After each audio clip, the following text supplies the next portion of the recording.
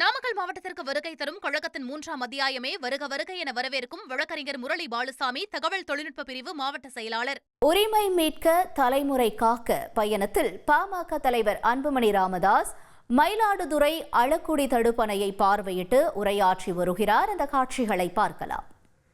17 இங்கே வரைய தந்து இங்கே ஒரு தடுப்பணை கட்ட வேண்டும் என்று அன்று கோரிக்கை வைத்தேன்.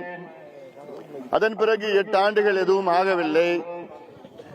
2022 நான் கட்சியின் தலைவராக ஆன பிறகு அன்று இப்ப இருக்கின்ற முதலமைச்சர் மு.க. ஸ்டாலின் அவர்களை தலைமைச் செயலகத்திலே நேரிலே சந்தித்த பொழுது அப்போ இதே கோரிக்கையை நான் சொன்னேன்.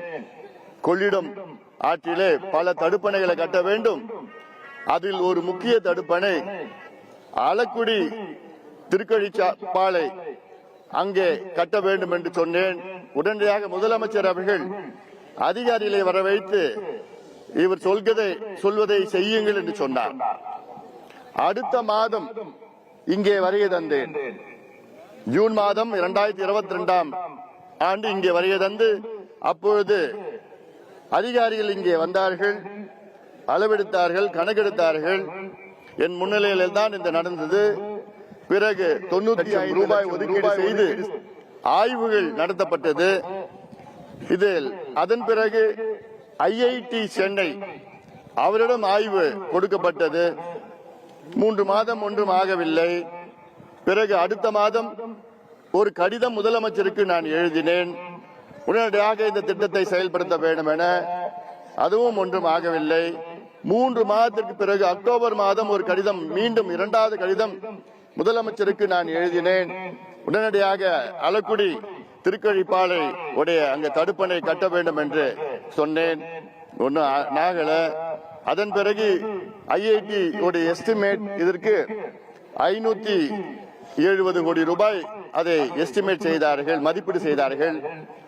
ஆனால் அதன் பிறகு இப்பொழுது அதற்கு 750 கோடி ரூபாய் மதிப்பீடு செய்திருக்கின்றார்கள். இங்கே கட்ட வேண்டும் என்றால் கடைமடை கட்டமைப்பு சுவர் இதுக்கு மேல எல்லாமே காரு போலாம், வண்டி போலாம், எல்லாம் போலாம். இது ஒரு அது செய்தால் கிட்டத்தட்ட 0.3 TMC நீர் இங்கே தேக்கி வைக்கலாம். அதாவது தண்ணி அங்கிருந்து வந்துட்டு இருக்குது. அப்பப்போ பார்த்தா ஒரு வருஷத்துக்கு 1 TMC தண்ணிய இந்த தடுப்பணையில கடைமடை கட்டமைப்பு சுவர் என்ற தடுப்பணையில தேக்கி வைக்கலாம். இங்க மட்டும் தண்ணி வருஷம் முழுவதும் நன்னீர் இங்கே தேங்குச்சுன்னா சுத்தி வட்டாரத்துல இந்த பக்கம் 20 கிலோமீட்டர், அந்த பக்கம் 20 கிலோமீட்டர் அதுல நிலத்தடி நீர் நன்னீரா மாறும். அது மட்டும் இல்ல, இந்த தடுப்பணை மூலமா காவாய் வாய்க்கால் மூலமாக இந்த தண்ணீரை அப்படியே கொண்டு வந்து சுத்தி இருக்கிற கிராமங்களுக்கு அங்கே இப்ப இருக்கின்ற அந்த கடல் நீரை, உப்பு நீரை நன்னீராக அங்கே ஆண்டுதோறும் தண்ணி போச்சுன்னா மாறும். நாமக்கல் மாவட்டத்திற்கு வருகை தரும் கழகத்தின் 3ஆம் அத்தியாயமே வருக வருக என வரவேற்கும் வழக்கறிஞர் முரளி பாலுசாமி, தகவல் தொழில்நுட்ப பிரிவு மாவட்ட செயலாளர்.